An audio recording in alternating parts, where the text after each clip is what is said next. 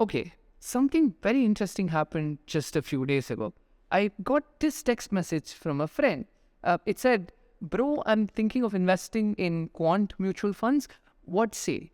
And I replied, "Which Quant fund?" And almost immediately, without missing a beat, in a second, he sent me this screenshot. I looked at the screenshot, and the screenshot said, "Best equity mutual funds," and all of the schemes were named Quant. I was like, uh, I didn't know what to tell my friend. So I asked him, "Give me a day or two, I'll get back to you." Fortunately, it's been a week since then, almost 2 weeks. And I haven't yet replied to my friend. Instead, I thought I'll make this video to explain what I found and also tell you, my viewers, whether you should be considering these mutual fund schemes as well, just like my friend. But if you're not following any of this, let me give you some backstory. Quant mutual funds aren't like your other mutual funds. In an ordinary mutual fund, you have a fund manager who looks at stocks from multiple sectors, say infrastructure, tech, financial services, and then they decide to pick something that they believe will deliver best value. They are the stars. They decide what stocks to buy and what stocks to sell. They decide when to buy and when to sell them. But in quant mutual funds, things are a bit different. You have a computer algorithm that ultimately decides what to buy and what to sell. These are a set of rules based on your investing philosophy that ultimately guides your decision. So the fund manager isn't the star, the computer algorithm is. And the big difference here is this. Fund managers can get emotional. They can behave irrationally sometimes. They can even fall in love with the stock. But with computer algorithms, you remove human bias from the equation. It's objective, non-emotional decision making. And if the rules are written well, then you can potentially generate consistent returns based on your investing philosophy. And you can see why quant mutual fund schemes are so interesting. And it's not like it's a new idea either. They've been around for a long time. The first quant mutual fund scheme in India was launched all the way back in 2008 by Reliance Mutual Fund. That's the Anil Ambani company. And since then, there's been many companies that have done the same thing. There's DSP Quant Fund, there's Tata Quant Fund, there's Axis Quant Fund. There's a whole bunch of them. But there was something different about the screenshot that my friend had shared. All of the schemes were called Quant. A Quant Small Cap Fund, Quant Infrastructure Fund, Quant Tax Planner Fund. And I didn't know what to make of it until I realized, oh shit, the name of the company is Quant, like Tata and Axis. This isn't just one scheme. This is the whole fund house. And since I didn't know a lot about this company and this fund house, I had to Google more to find out more details.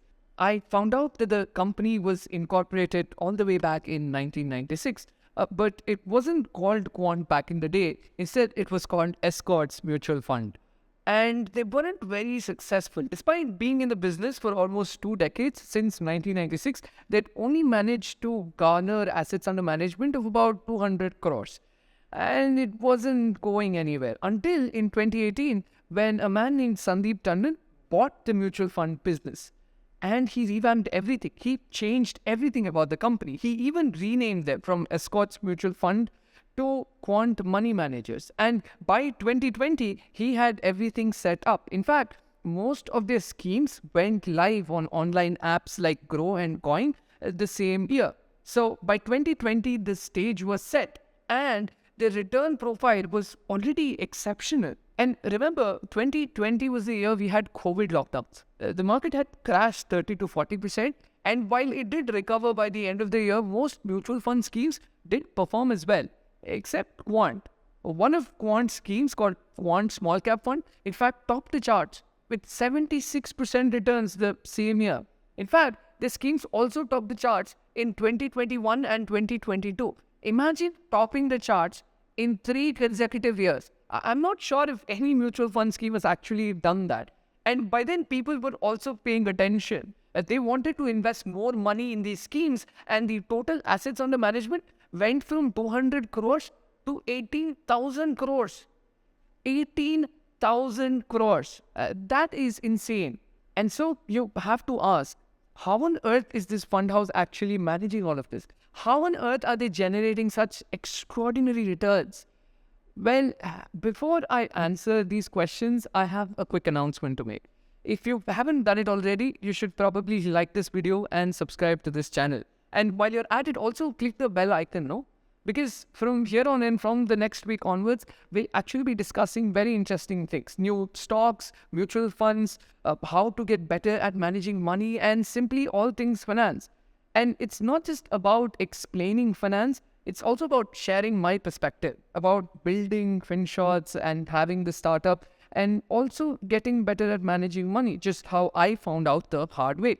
And if you're interested in all of this, you should definitely, once again, subscribe to this channel. I promise by the end of it all, we'll all be multi-billionaires.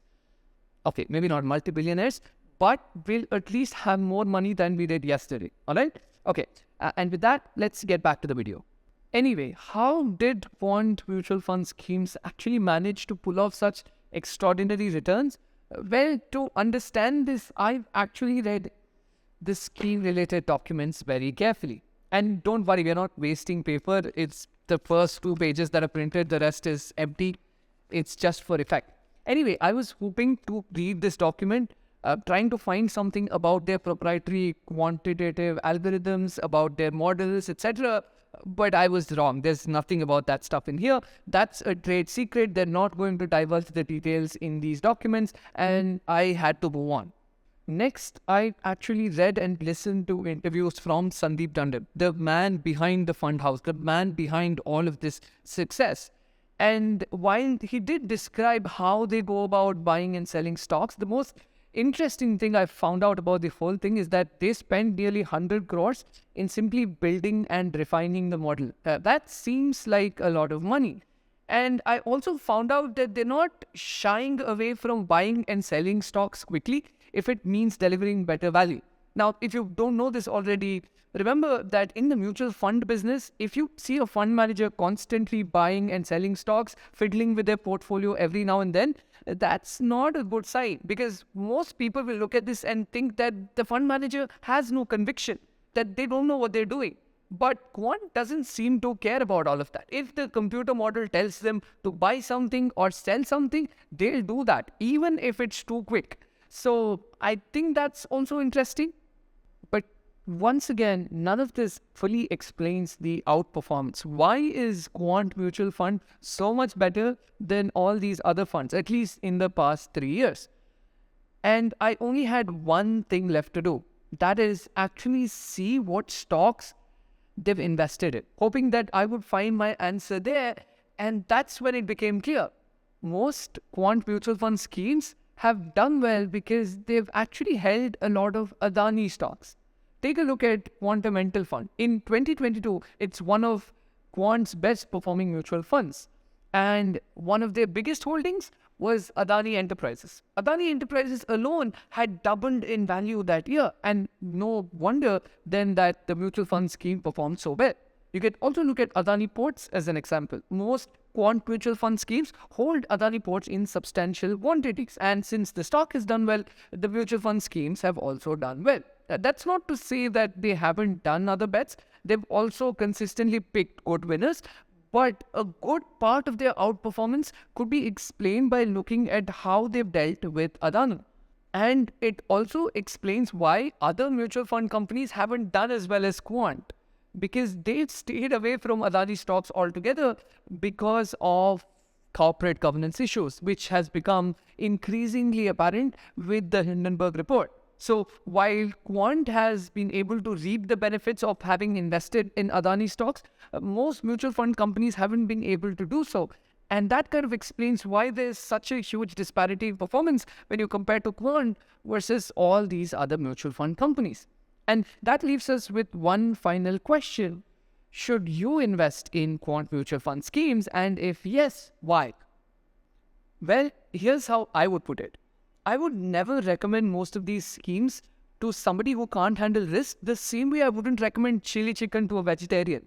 It's the wrong combination. Equity mutual fund schemes are inherently risky. But the thing about Quant is that they chase momentum. They double down on stocks that are doing well. And the thing is, when things are going well, the fund's performance is also really good. But when things take a turn for the worse, the fund's performance deteriorates very quickly. Take, for instance, what's happening with Adani. After the Hindenburg report became public, Adani stocks have been battered. And for Quant Mutual Fund, it took a while for them to actually exit from some of these schemes. And so their performance hasn't been all that great. In fact, if you compare the performance of Quant Mutual Fund schemes just in the past 3 months since the report became public, you'll see that it hasn't been all that great. Now, that's not to say that they won't recover. It's just to say that if you are somebody who can't handle the downs, you should probably stay away from this scheme, because otherwise it actually can be very injurious to your health. Also, if you're invested in other schemes and you're already making a decent return and you're sleeping well at night, there's no point in withdrawing those proceeds and investing it in Quant. It's generally a bad idea.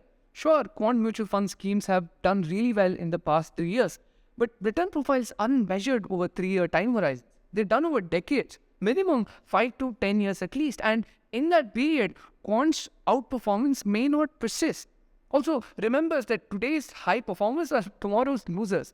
If there's a market downturn and Quant mutual fund schemes don't navigate the downturn as well, then they will soon fade from memory. Everything may go for a toss. So there's no point in fiddling with your mutual fund portfolio just because everybody else is doing it. Have patience.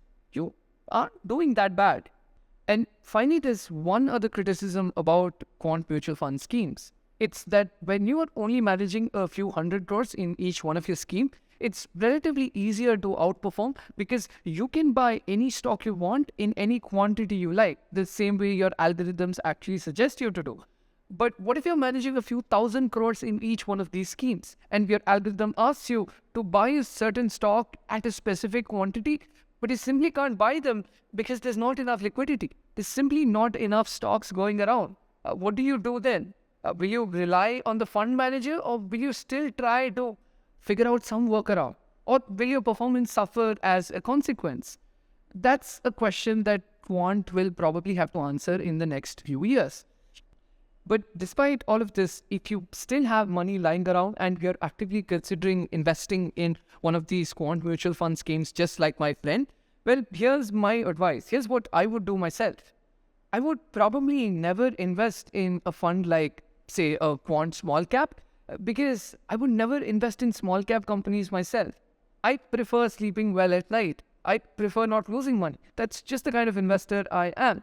And so if I'm constantly worried about corporate governance issues that could probably crop up in small cap companies, and I'm not sleeping well in general, then it doesn't make sense for me to invest in a Quant small cap fund, even if the returns are amazing.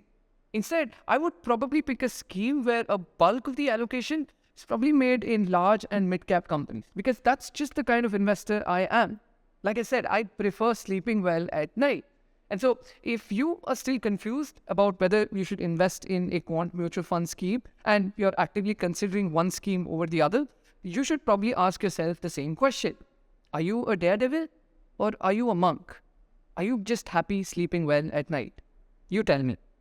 That's it from me. And like always, remember to like the video and subscribe to this channel. And also, if you know anybody who's invested in Quant mutual fund schemes, or you've invested in one of these schemes yourself, let us know your thoughts. I mean, what do you think about Quant mutual fund schemes? Are they the next big thing in the mutual fund industry? Or is it just like a quick fad that's probably going to lose its luster in the next couple of years? You tell us. And with that, I think I'll leave you to it. Bye-bye. I'll see you next week.